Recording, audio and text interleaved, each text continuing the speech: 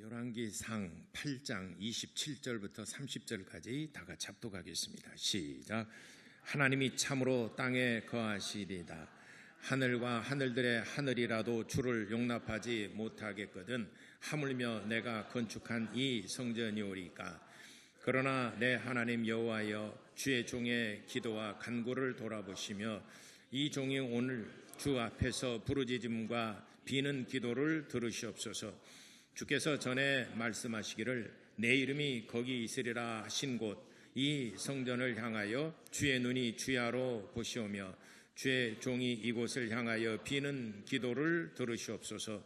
주의 종과 주의 백성 이스라엘이 이곳을 향하여 기도할 때에 주는 그 간구함을 들으시고 주께서 계신 곳 하늘에서 들으시사 사하여 주옵소서. 아멘. 오늘은 기도하는 집이라는 제목으로 같이 은혜 나누고자 합니다. 하나님은 기도를 들으시고 응답하신다. 두 번 고백합시다. 시작. 하나님은 기도를 들으시고 응답하신다. 하나님은 기도를 들으시고 응답하신다. 아멘. 우리가 신앙생활할 때 여러 가지 형태, 여러 가지 요소들이 있습니다. 그 중에서 제일 중요한 것 몇 가지를 꼽으라면 첫 번째는 성경 말씀입니다. 하나님의 말씀. 하나님의 말씀이 없이 자기 열심으로 하는 것은 이건 굉장히 위험합니다. 다른 뿌리가 없이 그냥 그 흔들리는, 뭐 갈 때는 그래도 뿌리라도 있지 않습니까? 근데 흔들리죠. 그래서 우리가 신앙생활할 때 제일 중요한 것은 말씀을 알아야 된다는 거죠. 말씀. 그래서 성경을 읽으라, 성경 읽으라 계속해서 100번 강조해도 지나침이 없습니다. 그래서 우리 교회는 항상 1월 달에는 성경 일독의 달입니다. 성경 일독의 달. 항상 1월은 성경 일독의 달. 그래서 조금 열심을 낸 사람들은 구약과 신약을 일독을 하고, 또 여의치 않으면 신약이라도 일독하고, 진짜 정말 잘 안 된 사람들은 마태복음이라도 아니면은 창세기라도 시작이라도 해야 되지 않습니까? 시작이 반이라는 말 있죠. 그래서 마태복음이라 읽어야 돼요. 마태복음 28장까지 있어요. 그것도 읽기가 좀 부담스럽다면은 요한 3서 반장이에요. 그거라도 한 권이라도 읽으라 늘 강조를 하고 있습니다. 그 다음에 또 중요한 것이 뭘까? 그 다음에는 기도하는 것입니다. 헌신하는 것도 중요하고, 섬기는 여러 가지 교우교제랄지 헌금하는 거랄지 다 중요하지요. 그렇지만은 그보다도 중요한 것은 우리가 하나님 앞에 기도하는 것입니다. 그래서 말씀은 우리의 생명의 양식이고, 기도는 호흡과 같은 것이다. 우리가 밥을 먹고 호흡하잖아요. 우리가 아무리 세상에서 돈과 부귀 영화를 누리고 재물을 누리면서 행복하게 살고 뭐 누리며 산다 할지라도 밥과 호흡하는 것보다도 더 중요한 건 없어요. 밥은 먹어야 되잖아요. 그래야 살지 않습니까? 그게 제일 중요한 거.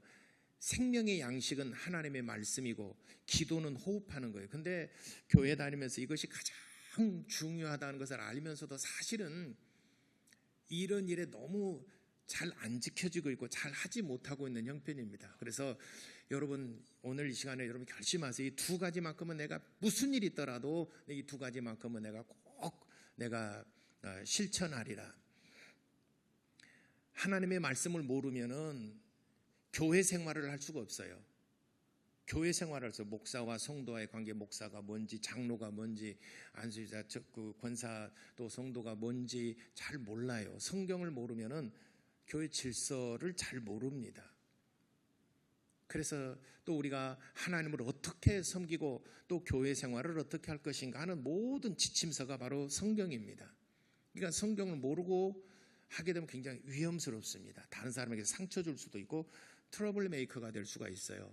그래서 첫 번째는 우리가 신앙생활을 잘하려면 하나님의 말씀을 잘 알아야 된다. 두 번째는 기도 생활을 해야 된다. 이 두 가지는 여러분들이 정말 마음에 새기고 이 두 가지는 여러분들이 지켜 행하시기를 바랍니다. 그래서 여러분들을 이제 오늘 시간에 결심한 것은 주일 예배만큼은 주일 예배뿐만 아니라 오후 예배도 정말 무슨 일이 있더라도 나는 주일 예배를 정말 지키리라. 하나님 앞에 예배를 성공하리라. 그래서 예배 시간을 통해서 주어진 하나님의 말씀을 내가 마음속에 새기고 다짐하리라. 여러분 그렇게 해서 예배의 중요성을 여러분들이 꼭 인식하시기를 바랍니다. 그리고 두 번째는 기도 생활인데 기도 생활이 여러분 기도 생활은 우리 목회자들 사이에서는 이렇게 얘기를 합니다. 거룩한 노동이다. 이렇게 얘기합니다. 노동하는 거예요. 노동하는 거 여러분 밖에 나가서 여러분 노동하잖아요. 뭐 직장에서든지 아니면은 현장에서든 노동을 하잖아요. 기도는 거룩한 노동이라 노동하는 거예요. 힘듭니다. 이게 저절로 되는 거 아니에요. 세상에서 저절로 되는 것은 딱 한 가지가 있어요. 뭔지 아십니까? 나이 먹는 거. 나이 먹는 것은 저절로 가만히 있어도 밥만 먹고 있으면 그냥 그건 저절로 먹어져 가요. 그죠? 이 외에는 우리가 노력하지 않으면 얻어지는 것이 없어요. 세상의 경험들, 돈 버는 것들, 그다음에 공부하는 것 다 노동이에요. 다 노동. 학생은 공부하는 것이 노동이에요. 여러분 직장과 또 사업장 일하는 건 노동이고 목사 노동은 뭐냐면 기도하는 것이 노동이에요. 힘듭니다. 막 그냥 목사니까 막 저절로 막 기도가 나오고 저절로 설교가 나오는 것 같지만은 그렇지는 않아요. 저의 그 설교의 원천, 설교의 힘은 기도하는 데서 나옵니다. 매주 저는 월요일 날부터 새벽에 기도할 때 그 주일 예배를 위해서 기도합니다. 주일 예배 때 하나님 말씀을 주시기를 원합니다. 말씀을 물려주옵소서. 어떤 목사님, 제가 제일 부러운 목사님 중에 한 분이 이런 목사님이세요. 1년치 설교 제목까지 쫙 52주 동안 설교를 다 준비해 놓고 그렇게 해서 순서에 따라서 설교하시는 분인데 그럼 무슨 걱정이 있을까 이런 생각 들어요. 그리고 수요일 날이나 오후 예배는 또 강해 설교하고 뭐 정해진 순서에 따라서 뭡니까 주석이랄지 또는 뭐 참고서 보고 이렇게 정리해 가지고 또 전달해 주면 성경을 가르치면 되는 것이고. 근데 저는 그게 잘 안 돼요. 저도 그렇게 한번 해보려고 했더니 그게 안 되더라고. 어쨌든 우리가 말씀 듣는 것과 그리고 기도하는 생활, 이 두 가지는 여러분 정말 누구보다도 여러분들이 마음속에 새기고 잘 하시기를 바랍니다. 근데 오늘 성경의 본문에 이런 내용이에요. 솔로몬이 왕 위에 올랐어요.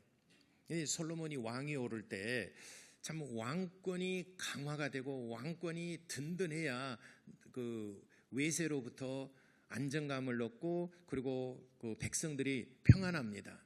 근데 왕권이 불안하게 되면 참 그 대신들이 그 위에 왕을 이렇게 그 위에서 섭정하려고 하는 사람들이 굉장히 많죠.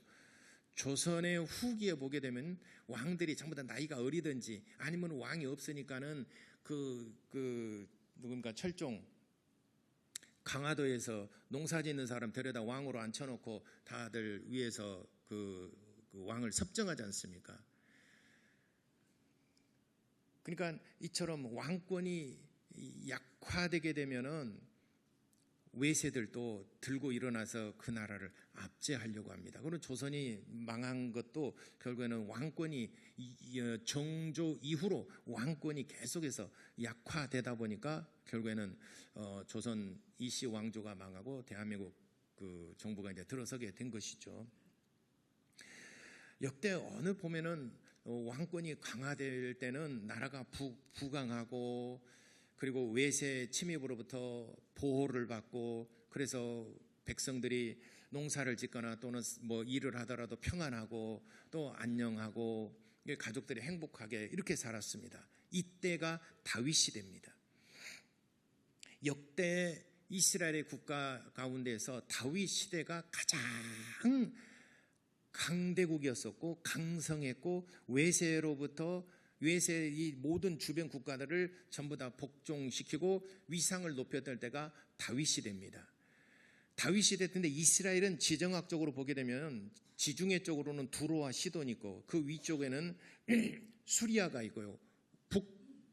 동쪽에는 아람 군대가 아람이란 나라가 있고 그리고 요르단 동쪽에서는 암몬이고 모압이 있고 그 다음에 사해바다 아래쪽에서는 에돔이 있고 그리고 블레셋이 있고 지중해 쪽으로 블레셋이 있고 지금의 가자 지구입니다. 블레셋이 있고 그 다음에 그 아래쪽에는 이집트 애굽이 있고 거의 사면이 외세로부터 다 적국들이에요. 둘러싸여 있습니다. 그래서 계속 침입을 받습니다. 두로와 시돈에 항상 위협이 거기는 굉장히 무역이 풍성한 곳이기 때문에 위협을 받고 있고 수리아로부터 아람 군대가 침입하고 그리고 모압과 암몬과 모압 전쟁이죠. 또 에돔과 블레셋 전쟁하죠. 계속 전쟁이 끊이지 않았습니다. 전쟁이 있다는 것은 이스라엘 백성들이 늘 불안해하죠. 전쟁이 일어나게 되면은 저는 이런 요즘에 한 2주간 동안 굉장히 날씨가 춥잖아요. 2주간 동안 날씨가 엄청 춥다 보니까 문득 이런 생각이 들어요. 지금 우크라이나하고 러시아하고 좀 전쟁한 지가 벌써 한 4년여 되지 않습니까? 거기는 우리나라보다도 훨씬 추운 곳입니다. 근데 이 전쟁으로 인해서 막 폭발되고 파괴되고 전기세를 파괴되고 그러면은 전기가 끊겨지면은 첫째 우리가 전기가 끊어지면은 제일 불편한 게 뭘까요? 전기가 끊어지는 지금 전쟁 중에 전기 발전소가 무너져서 지금 전기가 공급이 안 돼요. 그러면 제일 뭐가 문제일까요? 예, 여러분들이 지금 머릿속에 회로 돌아간 거 있잖아요. 여기 다 문제예요. 엄청 힘들어요. 먹고 사는 문제. 먹는 것도 힘들죠. 그 다음에 추위와 싸워야 되잖아요. 겨울에는 추위. 그래서 이번에 2주간 동안 굉장히 춥다 보니까 만약에 그래서 이 전기가 없다면은 얼마나 이 춥고 옷을 껴입고 그 엄동설 안에 우리 애들은 어떻고 막 이런 것 때문에 이 전기에 대한 고마움도 있고 그러더라고요. 외세로부터 침입을 받아서 하게 되면 나라가 불안정하고 백성들은 농사 지었던 거 다 빼앗기게 되고 또 불살라지게 되고 그리고 나이 든 사람은 죽임을 당하고 젊은 자녀들은 전부 다 포로로 잡혀 들어가고 그렇지 않다 할지라도 이제 전국에 폐허가 되게 되고 얼마나 고통스럽고 얼마나 불행하고 가정의 행복이 무너져버리고 파괴되겠습니까? 여러분 가정은 다 평안하고 가정은 행복하잖아요. 부모가 있고 자식이고 건강하고 자녀들이 진로가 잘 풀리고 하게 되면 여러분 행복하지 않습니까? 근데 이게 안 되게 되면은 뭐라도 하나 막히게 되면요 그것 때문에 얼마나 고통스럽고 얼마나 힘듭니까? 여러분이 사업이 막히고 요즘 좀 참 경제가 어렵지 않습니까? 잘 안 돼. 예전처럼 잘 안 되고 월세 내기도 힘들고 직원들 월급 주기도 힘들고 막 그러면 얼마나 월말이 다가오고 그러게 되면 얼마나 고통스럽고 얼마나 힘이 듭니까? 또 우리 자녀들이 뭔가 이제 학교를 진학을 하고 그래서 말하면 사회에 나가 진짜로 직장도 없고 결혼도 해야 되는데 직장을 얻지 못하니까 결혼도 늦어지고 하다 보니까는 얼마나 자녀들이 고난하고 정말 자녀들이 마음속으로 고통당하고 자녀들이 얼마나 힘들까 이런 걸 생각하면 차라리 내가 고통당하는 것은 괜찮지만은 우리 자녀들이 힘들어하는 걸 보게 되면 우리 부모님들도 정말 너무 힘들지 않습니까? 뭐가 하나 막히게 되면 그것 때문에 그 고통이라는 것은 이루 말할 수 없는 많은 고통이 있어요. 우리는 한 가지만 뭔가 막혀도 마음에 근심이고 고통이 되고 이것에 짓눌림을 받는 게 우리 인생들이지 않습니까? 근데 전쟁으로 인해서 만약에 외세 침입받다 모든 것이 다 무너지고 가정의 행복이 파괴되고 그러지 않습니까? 그러나 다윗 시대 때는 최고로 강성했고 최고로 부강한 시대입니다. 백성들이 잘 살았어요. 백성들이 정말 평안했습니다. 그런데 이제 다윗도 나이가 들어서 이제 세상을 뜨고 그 아들 솔로몬에게 왕위를 넘겨줬어요. 근데 솔로몬이 왕권을 그 왕이 될 때가 성경에는 몇 살이라고 나와 있지는 않아요. 그러나 그 아버지의 나이와 형들 7명이 8번째인가요? 그 형들의 나이들을 이렇게 계산해보고 이렇게 해보니까 대략 솔로몬이 왕위에 오를 때 나이가 18살에서 20살 정도로 추정을 하고 있습니다. 그러면 솔로몬이 18살에서 20살 정도 나이로 이제 그 추정을 하고 있는데 그때 왕에 올랐어요. 그러면 솔로몬의 마음이 어떨까? 아, 이제 내가 왕이니까 이제 뭐 하고 싶은 거 해야 되겠다. 이렇게 했어요? 아니면은 아버지의 그 공적과 그 위상이 있는데 이제 어린 나이에 왕권을 이어받아서 이제 나라를 다스리고 또 이제 지도자로서 나라를 지키고 외교권을 가지고 또 국민들을 백성들을 평안하게 안위를 살펴야 되는데 20살짜리가 두려움과 걱정이 앞섰겠어요? 자, 1번은 내가 이제 왕이니까 나도 이제 우리 아버지처럼 뭔가 권세를 누리고 이제 뭔가 좀 하고 싶은 거 다 해봐야 되겠다. 이런 마음이 컸었게요? 아니면 2번처럼 두려움과 걱정, 근심이 앞섰겠어요? 예, 아마 저도 그렇게 생각을 해요. 20살, 지금 20살, 18에서 고등학생이었고 18, 20살 손 들어보세요. 어디가 있어요? 누가 하긴가? 18, 20살. 없네. 지금 고3 정도 대학교 1학년 이 아이가 왕위에 올랐어요. 근데 그냥 어려울 때 왕이 오른 것이 아니라 다윗의 뒤를 이어서 왕이 됐어요. 얼마나 마음에 그 너무나 큰 짐을 짊어졌지 않습니까? 마치 조그마한 그 개 있잖아요. 막 그 돌아다니는 개가 소라 껍질 짊어지는 거하고 똑같죠. 소라 껍질을 피시는 할 수 있지만 소라 껍질 못 움직이지 않습니까? 마치 자기가 감당하지 못할 소라 껍질을 짊어지고 가는 것처럼 마음의 무거운 짐과 또 부담감, 이것이 마음의 짓눌림이 되지 않았겠는가. 그래서 솔로몬이 한 일이 있어요. 그게 뭐냐면은 솔로몬이 성전을 짓죠. 성전을 짓고 성전을 지은 이유에 대해서 역대하 주보에 기록했죠. 역대하 2장 6절에 보니까 솔로몬이 성전을 지은 목적에 대해서 말씀하고 있습니다. 기록하고 있어요. 솔로몬이 뭐라고 그랬느냐? 이곳에서 하나님을 예배하고 하나님을 섬기려고 내가 이 성전을 짓습니다 라고 성전을 지은 목적에 대해서 고백하고 있습니다. 그래서 내가 이 성전을 지은 것은 하나님을 끌어내려서 이 성전 안에다가 모시려고 하는 것이 절대로 아닙니다. 하나님은 하늘들보다도 더 크신 분이신데 어찌 내가 지은 이 성전에 하나님을 끌어들여서 이곳에 모시려고 내가 하겠습니까? 그런 의도가 아니라 나는 다만 하나님은 신들의 하늘의 하늘들이라도 용납하지 못하고 크신 신이시기에 이 성전을 지은 것은 이 성전 안에서 다만 하나님을 분향하려 함이라. 분향한다 말은 제사를 드린단 말이에요.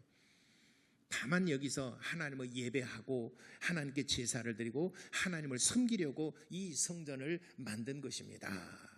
이렇게 성전을 지은 목적에 대해서 분명히 솔로몬이 고백하고 있습니다. 그리고 오늘 본문에 있어서는 열왕기 역대하에는 이렇게 기록되어 있는데 오늘은 계속해서 일괄적으로 계속해서 솔로몬의 기도 내용이 기록이 되고 있는데 여기에서 솔로몬이 성전을 짓고 이제 성전을 완공을 하고 성전 안에서 하나님께 기도하는 7가지 내용이 있어요. 성전에서 7가지 내용을 놓고 기도합니다. 그래서 7가지 내용을 가만히 이렇게 살펴보면은 솔로몬의 마음을 읽을 수가 있어요. 여러분 기도하는 내용 들어보게 되면 저 사람이 지금 어떤 마음의 상태라는 것을 우리가 대략 알 수 있지 않습니까? 여러분이 기도하는 내용을 보게 되면 여러분들의 마음의 상태를 하나님 앞에 고백하는 거예요. 저도 마찬가지예요. 저도 하나님 앞에 기도할 때 엉뚱한 거 기도하지 않습니다. 현실적인 문제들, 목회에 관한 문제들, 주로 그리고 내게 기도 부탁하신 분들, 또 아프신 분들, 저는 주로 목회에 관한 부분들의 기도 내용이 거의 대부분입니다. 목회에 관한 부분들. 그래서 맨 먼저 우리 장로님, 권사님, 안수 집사님들을 위해서 기도하고, 그 다음에 유년절하고 중고등부 청년들과 1, 2, 3교구 청장년 남성교구 위해서 연합교구에서 기도하고, 성가대 찬양대와 우리 또 성가대로 위해서 기도하고, 다 거의 다 그다음에 우리 이제 아프신 분들 저기 기도 부탁하신 분들 이런 분들을 위해서 기도합니다. 이것이 내 현안 문제예요. 내가 이건 놔두고 하나님 나도 정말 돈을 벌고 싶습니다. 하나님 내게 명예를 회복시켜 주시고 나도 세상에 나가서 뭔가 나도 한 자리 좀 자리를 얻고 싶습니다. 이런 기도는 안 합니다. 이는 내 문제가 아니니까. 그러나 여러분들은 여러분들의 문제가 기도할 수 있잖아요. 그래서 정치하시는 분들은 또 기독교인 가운데 정치하시는 분들이 있지 않습니까? 이런 분들은 자기의 또 이런 것들을 통해서 하나님의 영광 드러내기 위해서 기도할 수 있고, 사업하시는 분들은 또 직장 하시는 분들은 또 여러분들 또 사업과 직장을 위해서는 돈을 벌기 위해서도 지혜를 구하고 할 수 있어요. 저는 저의 현안 문제를 위해서 기도합니다. 그래서 기도하는 내용 들어보게 되면 그 사람의 마음 상태를 알 수 있고 그 사람은 알 수 있지 않습니까? 7가지 기도 내용을 딱 정리를 해보니까 솔로몬이 진짜 마음고생이 심했겠다라고 하는 내용을 우리가 알 수 있어요. 자, 주보해 보는 게 더 편할 겁니다. 제가 요약해놨는데 그것이 31절부터 51절까지 7가지 내용이 있는데 7가지를 제가 요약해놨으니까 성경 보는 것보다도 그대로 요약해놓은 거 아니면은 그대로 인용을 했어요. 성경 구절을 그대로 인용해놨으니까 주보에 보게 되면 1번부터 7번까지 자 한번 보겠습니다.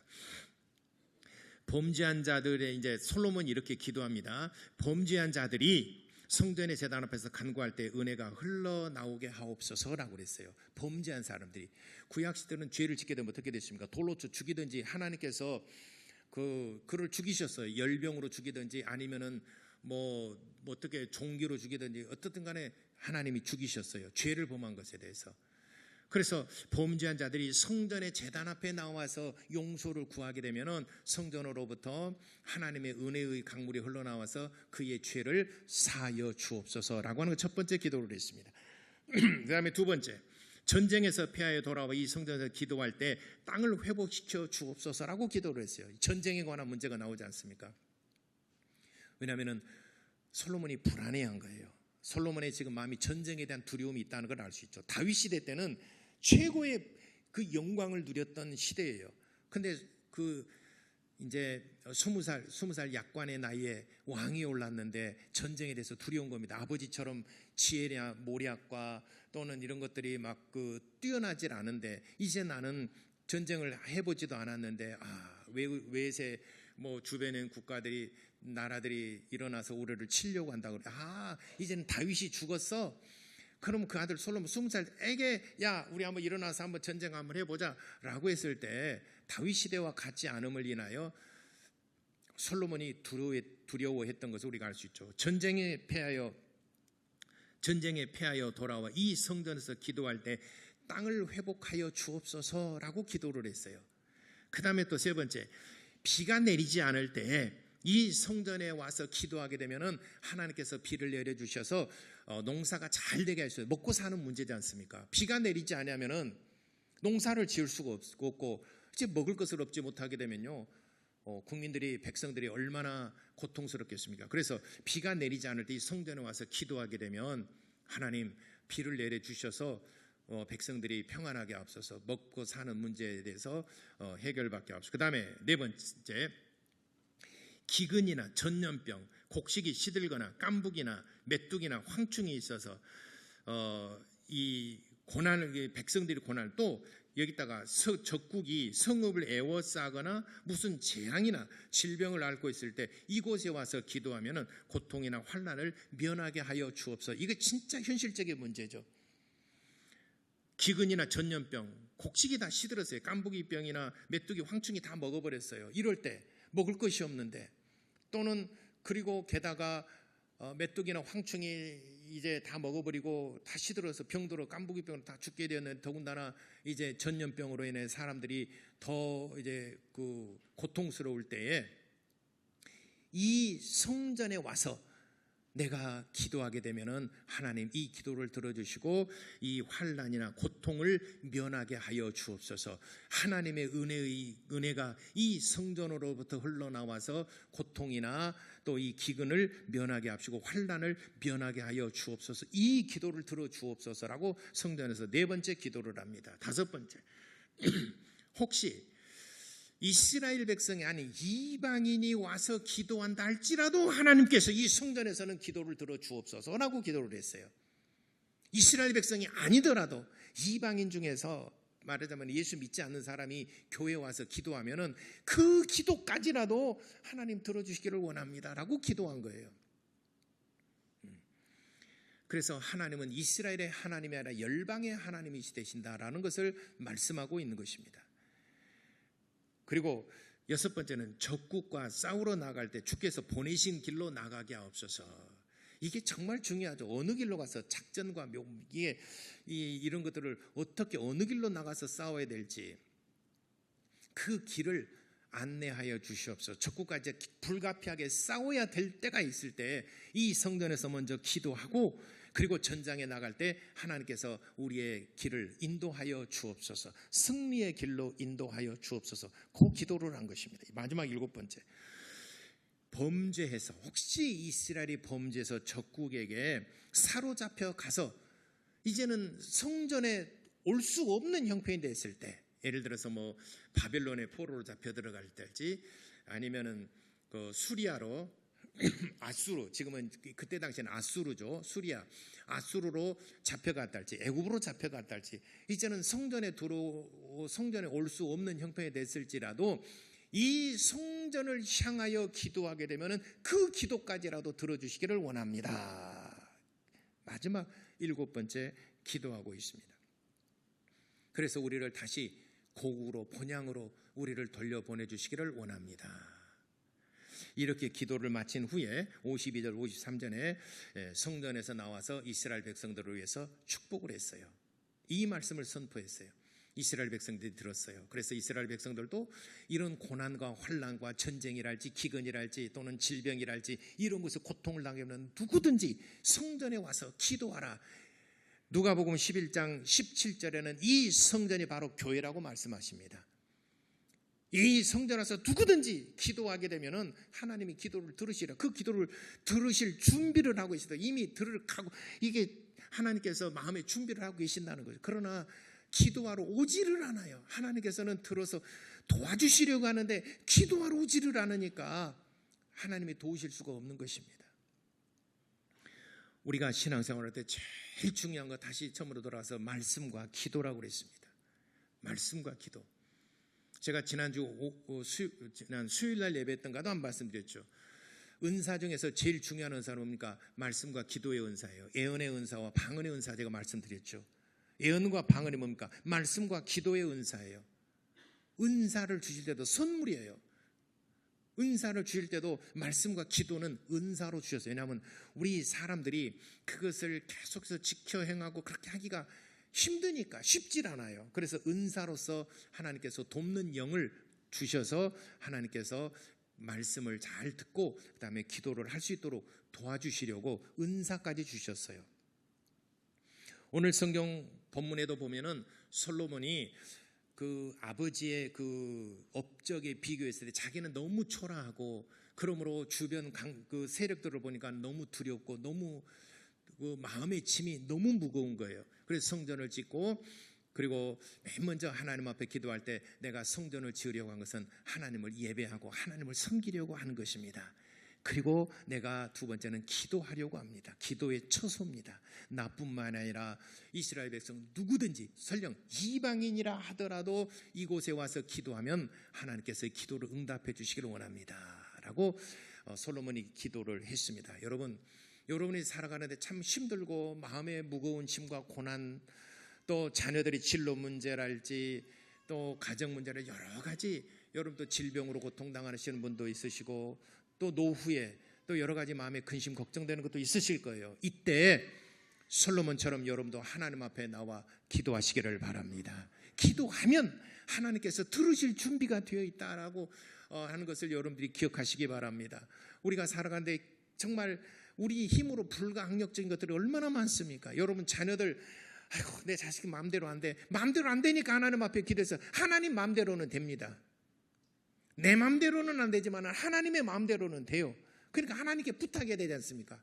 더 힘있고 능력있고 할 수 있는 분한테 자녀들 부탁하면 되지 않습니까? 하나님 내 새끼가 자식 자식 새끼 말을 안 들어요. 하나님 안 나와요. 하나님 나를 좀 도와주시고 자녀들 불러주시길 원합니다. 눈물로써 부르짖으면 하나님께서 하시지 않겠습니까? 여러분 기도하세요. 안 되니까 아니 내가 할 수 있는 것 같으면은 뭐 기도할 필요 없죠. 와 그러게 온다 그러면 얼마나 좋겠습니까? 안 되니까 내 마음대로 안 되잖아요. 자녀들도 내 마음대로 안 되니까 나와서 하나님 앞에 울부짖고 간구하면서 기도하는 것입니다. 그러면 하나님께서 그때부터 들으시고 일하시기 시작합니다. 환경을 바꿔주든지 아니면 돕는 자를 보내주시든지 아니면 어떻게 해서든지 그를 하나님 앞으로 끌어올 것입니다. 여러분 또 부모님이 안 나오십니까? 눈물로써 부르짖고 간구하시기 바랍니다. 하나님께서 일하시도록 무엇이든지 여러분 자녀들의 진로나 직장 문제나 여러분 그거로서 인해서 여러분 고통스럽고 여러분 정말 힘이 드십니까? 자녀들도 힘들지만 우리 부모들도 힘들어요. 그러게 되면 자녀를 위해서 여러분 기도하시기 바랍니다. 어떤 문제든지 오늘 솔로몬이 성전에 와서 기도하면은 이 기도를 들어주시기를 원합니다라고 간구한 것처럼 어떤 문제든지 가지고 와서 기도하면은 성전으로부터 하나님의 은혜의 강물, 축복의 강물, 응답의 강물이 흘러 넘쳐나서 여러분들의 마음을 흡족하게 하고 여러분들의 정말 행복한 삶을 살아갈 수 있다는 것을 믿으시기를 바랍니다. 그래서 어떤 문제든지 가지고 와서 문제를 가지고 와서 해결하는 것은 바로 교회입니다. 교회 모여서 합심하여 기도하고 하나님을 의지하세요. 그래서 솔로몬은 통치하는 기간 동안에 정말 그 외세 침입이라지 뭐 큰 걱정이 없었지 않습니까? 그러니까 솔로몬 시대 때는 하나님께서 네가 비록 이방신을 섬기고 했지만은 내가 네 당대에는 내가 깨뜨리지 아니하리라라고 하나님 말씀하셨어요. 그래서 그 왕위를 르호보암에게 또 왕권을 넘겨주고 했지 않습니까? 사울은 그 요나단에게 왕권을 넘겨주지 못했어요. 그렇지만은 솔로몬은 그의 아들 르호보암에게 왕위를 이양을 했습니다. 그러므로 우리 사랑하는 모든 성도 여러분, 교회는 기도하는 곳입니다. 교회는 예배하는 곳이에요. 교회는 기도하는 곳입니다. 여러분들이 교회에 와서 예배하고 교회에 와서 기도하면은 여러분들이 하나님께서 귀를 기울여 주시고 여러분들에게 정말 기도를 응답해 주시는 하나님의 축복의 강물이 교회로부터 흘러 넘쳐나게 될 줄을 믿으시기를 예수 이름으로 축원합니다. 기도하겠습니다. 우리 다 같이 기도하실 때 하나님 은혜의 강물, 축복의 강물이 이제 우리 교회로부터 흘러 넘쳐나도록 하나님 축복해 주시옵소서. 내가 모든 문제를 가지고 와서 하나님 앞에 간구하겠사오니 하나님 나를 도와 주옵소서. 우리 다 같이 이렇게 기도하시겠습니다. 하나님 우리 아버지